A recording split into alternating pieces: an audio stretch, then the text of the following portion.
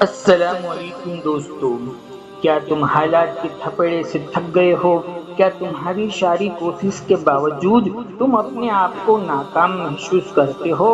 اور تو کبھی کبھی وظائف، تو کبھی ذکر اذکار کی تسبیحیں، تو کبھی منت و مراد کے بعد بھی تمہارے مسائل حل نہیں ہو پاتے اور تم اندھیروں میں الجھ کر رہ جاتے ہو۔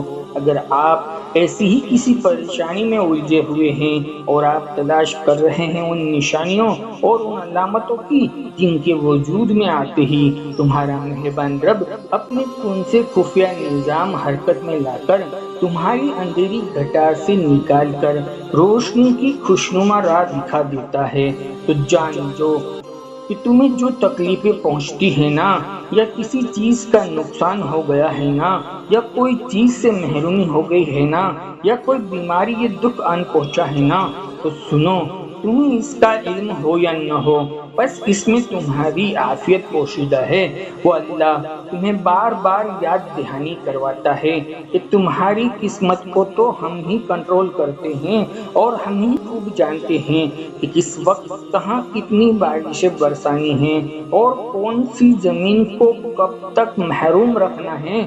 اور جس طرح تم ایک بنجر پڑی ہوئی زمین کو دیکھ کر یہ گمان نہیں کر سکتے کہ یہ بنجر زمین بھی کبھی لہلہتی ہوئی پھلدار سبز و شاداب بن جائے گی، مگر خوب دیکھو اور سوچو کہ اللہ کی طرف سے بھیجی ہوئی برسات کا صرف ایک ہی ریلا اس زمین کا رنگ بدل دیتا ہے۔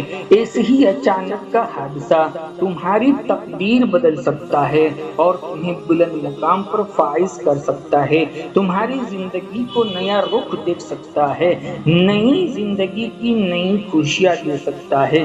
جان رکھو، اگر اللہ کی طرف سے کوئی آفت یا حالات آ جائے تو سوائے اس کے کوئی تدبیر اسے دفع نہیں کر سکتی، اور جو صبر سے کام لیتے ہیں نا، تو اس کے بدلے اس کو دوگنا اجر کا مستحق ہو جاتا ہے۔ اگر یہ یقین کر لو تو کسی بھی آزمائش پر گھبرا نہ اٹھو۔ تم نے اکثر دیکھا ہوگا کہ محض چھوٹی سی نوازش پر بھی دل کتنا مسرور سا ہونے لگتا ہے، ہمت بلند ہونے لگتی ہے کہ کاش ایسا ہو جائے تو کتنا اچھا ہوتا۔ تو سوچو، جہاں یقین اور امید ہوگی تو سمجھو کہ سارے خزانے اسی کے پاس ہے، کیونکہ قرآن تو خود کہتا ہے اللہ سے سچا کون ہو سکتا ہے، اس کا وعدہ تو بالکل یقینی ہے جس میں ذرہ برابر بھی شبہ نہیں۔ تو جتنا یقین بڑھاتے چلے جاؤ گے نا، اتنی ہی ہمت بلند ہوتی چلی جائے گی، اور پھر دل اور رنج و غم سے خالی ہو کر امتنان سے خوب بھرنا شروع ہو جائے گا۔ سنو، اگر تم چاہتے ہو کہ اللہ تمہاری آزمائش کو جلد ختم کر کے تمہیں غیب سے مدد عطا کر دے تو یہ 3 کام اپنے اوپر لازم کر لو تاکہ تمہیں ہر تنگی سے راحت نصیب ہو جائے۔ اس میں سب سے پہلا اور اکثر کام تو یہ ہے کہ جو اللہ خود تمہیں قرآن پاک میں کہہ رہا ہے کہ جو شخص اللہ سے ڈرتا ہے اللہ اس کے لیے نجات کی شکلیں نکال ہی دیتا ہے، اس کے لیے کئی سارے راستے کھول دیتا ہے۔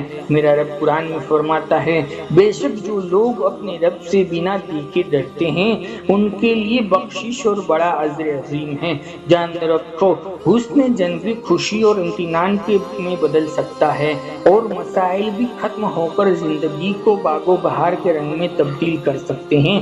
اگر تم دل کی گہرائیوں میں صرف اور صرف اپنے رب کا خوف اتار لو، دنیا کے خوف کو دل سے نوچ پھینکو، تو وہ تمہاری زندگی کو خوب آراستہ اور مزین کر کے لطف و کرم کا ایسا معاملہ چلائے گا کہ سارے اسباب اس کے تابع ہو کر تمہارا راستہ روشن کر دیں گے۔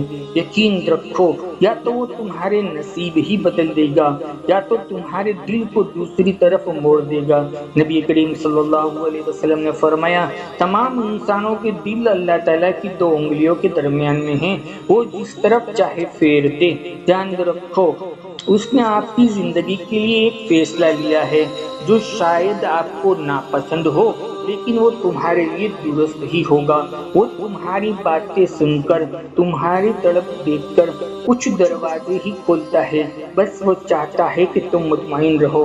میرے رب کا قرآن کہتا ہے اگر اللہ تمہاری مدد کر دے تو کوئی تم پر غالب آنے والا نہیں، اور اگر وہ تمہیں اکیلا تنہا چھوڑ دے تو کون ہے جو تمہاری مدد کر سکے؟ اور مومنوں کو چاہیے کہ وہ اللہ پر بھروسہ رکھے۔